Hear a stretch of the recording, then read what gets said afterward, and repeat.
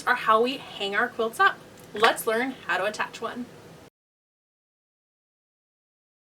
Hey quilting friends, it's Carolina Moore, your favorite sewing and quilting YouTuber here. And whether you enter your quilts into shelves or whether you just want to be able to hang them up in your space, we're going to be talking about hanging sleeves today. I have another video on hanging pockets. You can click here if you want to just know how to add hanging pockets, but especially if you're entering in a quilt show or you have a larger quilt, you want to add a hanging sleeve. We're going to go over 2 ways to add a hanging sleeve, and that is either before you add your binding, so you can actually start adding your sleeve in while you're adding your binding, or if you've already added your binding or you were gifted a quilt and you now need to add a hanging sleeve to it, we're going to go over how to do that. So you ready? Let's get started. A quilt sleeve is a piece of fabric on the back of the quilt that you can put a rod through to be able to hang up your quilt without having to do any damage to the quilt itself by like putting pins through. And if you ever enter a quilt into a quilt show, if your quilt is over a certain size, they're going to require a quilt sleeve on your quilt because they don't want to pin your quilt to the pipe and drape. It'll be too heavy, it can damage the quilt, it can pull down the pipe and drape. It's bad all around. So today I'm going to show you 2 different ways to add a quilt sleeve. One is, in this case, I already have the binding attached to my quilt and I still need to add a quilt sleeve to it. And then for this mini one, even though it's super small, I still want to add a quilt sleeve to this one. And so I'm going to show you how easy it is to add a quilt sleeve before adding your binding. So this quilt, I was doing a fun flanged binding and I was so focused on that, I forgot about adding a sleeve. So this one will be, it's not harder, it's just a little more hand sewing, not a huge deal. And this one is I'm going to take out half of the hand sewing, which thumbs up if you can remember to do that. All right, so we're going to start with this method because the other method is basically this method minus some stuff. So that makes it easier. And gosh, I've got all kinds of fluff on the back of this quilt. I'm going to have to give her a good lint rolling. Okay, so the first thing, I've already done this part, is all I did was I cut a strip that is 8.5 inches tall because we want this to finish as a standard 4-inch quilt sleeve, and I made it the width of my quilt, so my width including the binding, because the first thing that we're going to do is we're going to bring in both sides to hem it, and when we do that it'll bring it in to the binding. And so if you just make it the same size, you don't have to do any math of like make it a little bit smaller and then we're gonna add a hem. Don't like worry about it. We're making it the exact width of our quilt. Easy peasy, right? All right, so I have my iron here heating up and we're gonna start, oh, let me pull off her little rubber mat. And if you want to use a hem guide and make this super exact, you are absolutely welcome to do that. I am a fan of the eyeball method, and if you've been around this YouTube channel for a little bit, you know that about me. I'm also a fairly decent eyeballer, so if you're someone who you know that seeing distance and space isn't your strong suit, but this is going to be on the back of the quilt. No one is going to see this. No one's going to know. They're not going to know. So all I did was fold this over 1/4 inch-ish and then fold it over about 3/8, so 1/8 more. We'll do it again on the other side. You'll see how easy it is. Just folding it over about 1/4 inch. Doesn't have to be perfect. It's not that big a deal. And then fold it over one more time.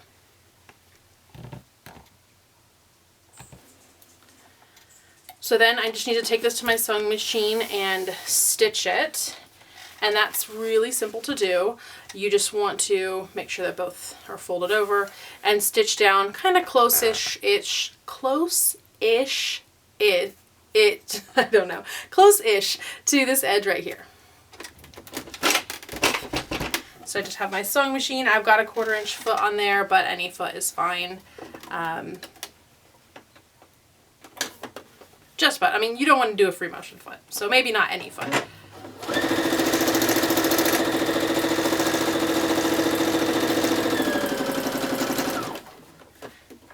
Super fast. You can see I just stitched a line down that. I'm going to go ahead and do the same on the other side, and then we're going to bring it back to the ironing mat. And we are going to fold it in half. I'm going to line up these edges.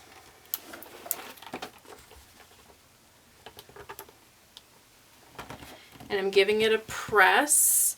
And the reason I'm pressing here is because I need this line. It's like when you're doing origami and you need a line to be able to fold to. That's the kind of press we're making here. So this is our guide fold. And now we're going to take both sides and fold it in to that guide fold. And if you want to be fancy, we'll try to be fancy. You can do both sides at once. I don't know if I'm going to, nope, I'm not going to be that fancy today. I'm just going to focus on trying to get it as accurate as I can on one side, and then I'll do the other side. Okay, this next part is going to go against every quilter bone in your body, and that's okay. It's supposed to. We're going to take them and put it wrong sides together. Wrong sides together, and we're going to sew a 1/4 inch seam down the raw edges. Just stitch it together into a tube.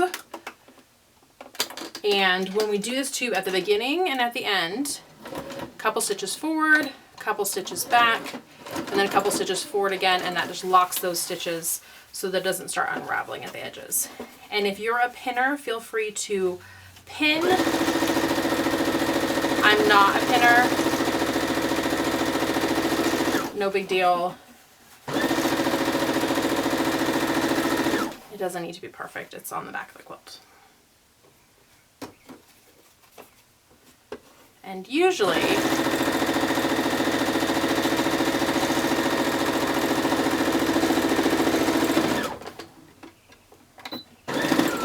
alright, on the end we want to go back and forth to lock our stitches as well.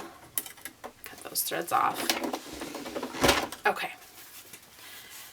Now also, I'm not too worried about pinning because usually when I'm doing a quilt sleeve, it's because it's for a quilt show and the sleeve is the last thing that I do because I'm procrastinating or quilting.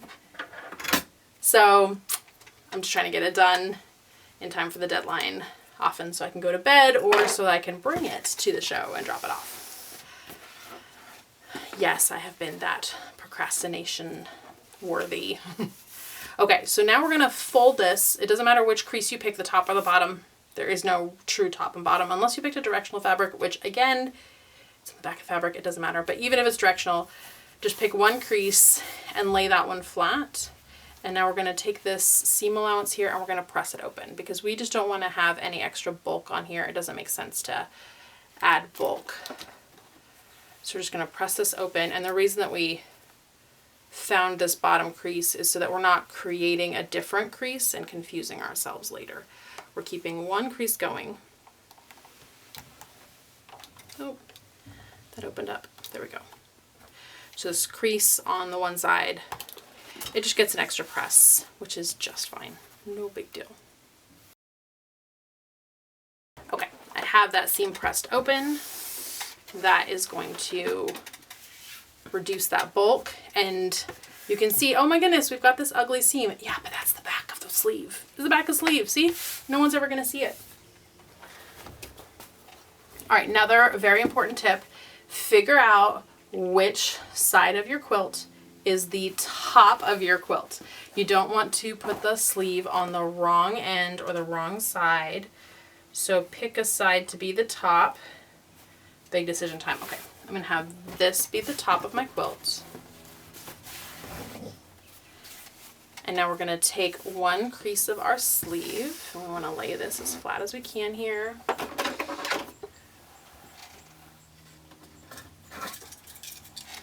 I grab my pins.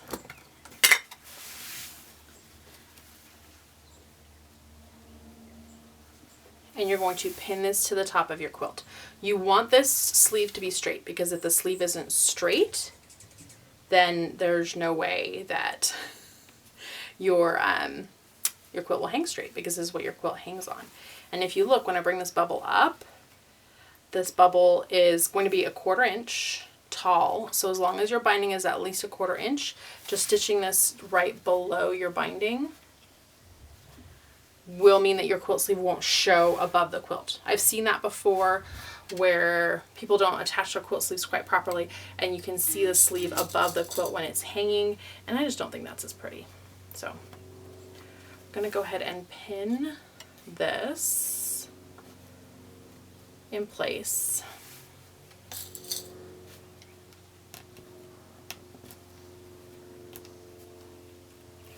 Now another option, if you are someone who pokes yourself with pins all the time, is that you can actually glue base this in place.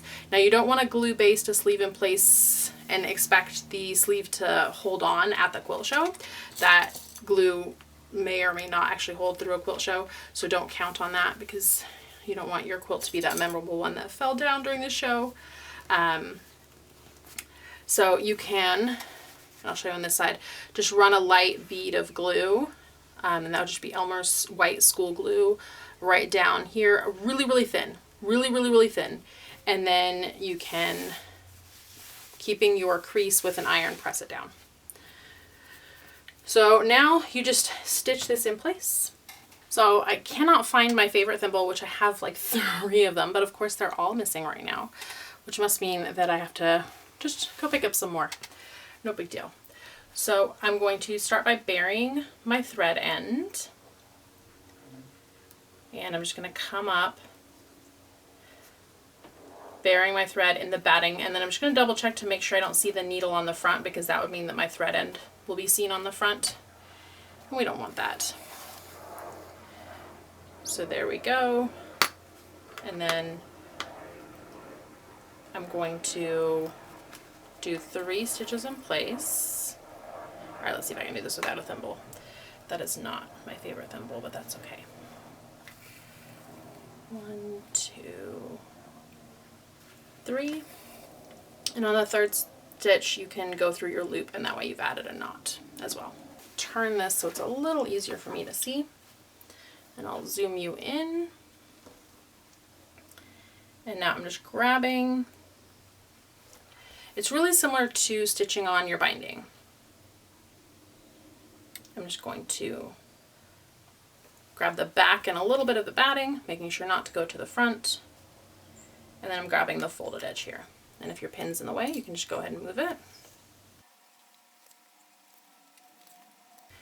And you can make your stitches a little bigger than you would on a binding. On a binding, you might want to be super tiny and accurate.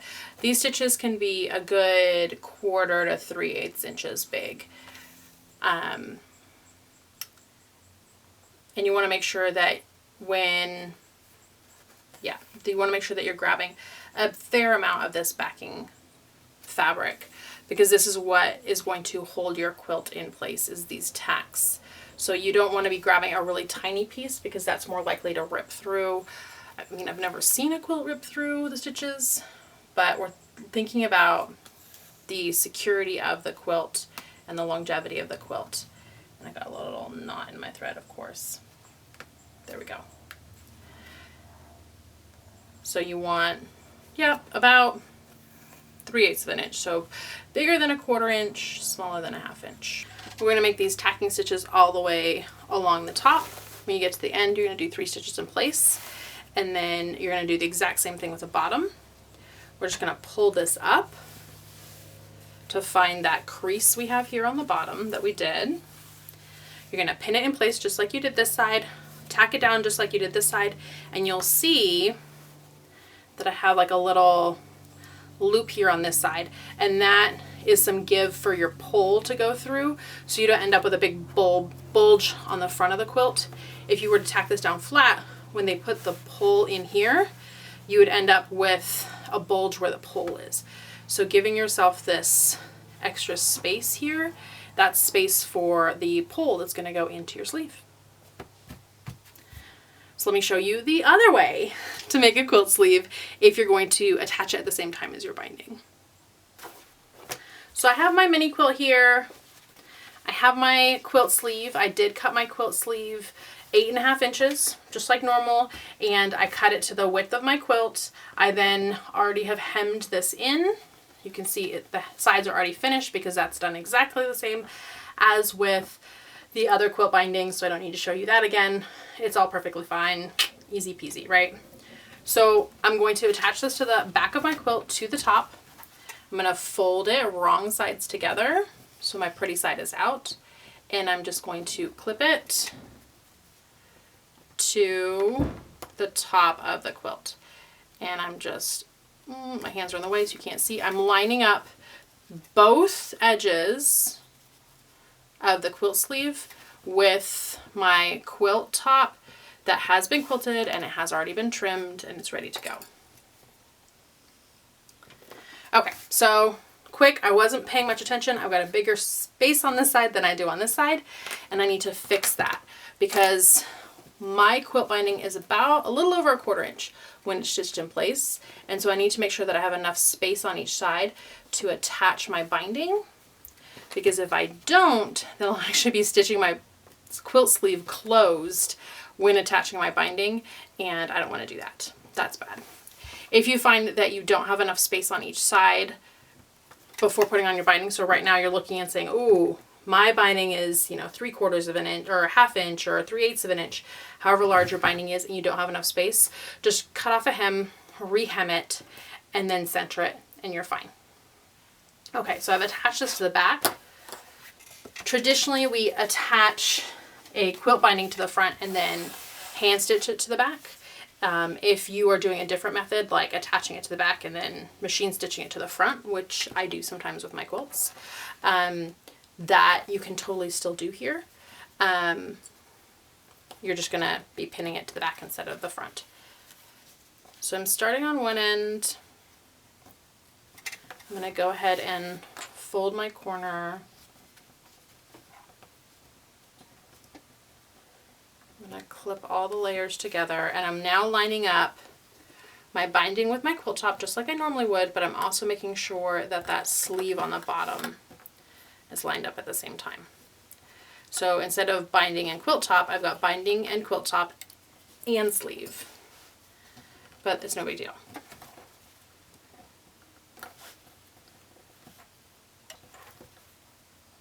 There we go. And I'm not going to fold this corner. It's fine. I prefer to fold my corners as I go around the top, but it's up to you. If you're a clipper and pinner, go ahead and clip and pin to your heart's delight all the way around. You're fine. Okay, so I'm going to, there we go, grab my machine, and I'm going to stitch on my binding just like you would normally stitch on a binding. While I'm getting this stitched up, let me know in the comments, have you ever added a hanging sleeve to one of your quilts? Is this something that you're going to try now? I'd love to hear. Okay, we've stitched our binding on. I have not finished this end yet. I'm going to do that in a little bit. I just want to show you how to finish this off. So you're going to bring your binding around to the back just like you normally would. Here's a great spot to use those wonder clips to secure everything. And you're going to stitch this binding down just like you normally would. So just hand stitch this binding down. Okay, there we go. I have my binding all in place. It's secured on the back. Don't tell anyone, it's actually glue basted in place. I will go ahead and hand stitch it later. But for now I went ahead and glue basted it, but don't tell the quilting police, so they don't want them to come after me. Okay, so this is still only attached there at the top with the binding. And so what we're going to do is we're going to bring this up, and it might be easier to show from the front, although it's not going to be easier to do from the front. So you don't want your sleeve to be showing over the top of your binding, but you do want some room for a larger pole. So what you're going to do is bring this up so you can just see the peak of your binding over the top, right? And then you're going to finger press. You don't want to do this with an iron. I mean, it'd be lovely to do with an iron on your quilt, but for now you're just going to finger press it. But you don't want to put an iron on your quilt because you don't want to press any of the lovely texture that you have from all your quilting. You don't want to press that out. So I'm just going to finger press this. And now moving all of my wonder clips aside, I can take this over to my mat. And I can find, there we go, right where I finger pressed it. And now I can press it with an iron. And get a nice good crease, which is going to help me when I go to hand stitch this in place. There we go. So now it's going to be just like the other method where I'm going to pin this in place. So you're just going to pin down just like that, and that will give you your nice loop. But even if there's a really thin pull in there, you're not going to see your sleeve from the front of the quilt. Which is great because I chose a really bold sleeve for this quilt right here. And it's that simple. Thanks so much for watching, my friends. If you enjoyed this video, I hope you give it a thumbs up. If you have any questions or comments, leave those down below. And make sure you subscribe to this channel. This is where I give you all kinds of quilty information and you don't want to miss out.